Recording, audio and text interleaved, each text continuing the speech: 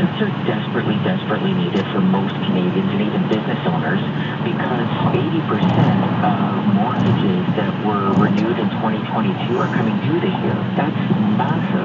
And then by 2026, all mortgages will have renewed. So people are really at a risk. You know, even though mortgage rates have started to come down, the pain points have not gone away. And in Canada, it's much worse than it is in the States. We borrow more as citizens than the U.S. Counterparts do. One of the things I talk about a lot was that for every $100 U.S. citizens bring in, they owe $88. For every $100 Canadians bring in, they owe $178. Like, that math is completely different. Now, even when the bank starts cutting rates, it will take a while to normalize the numbers.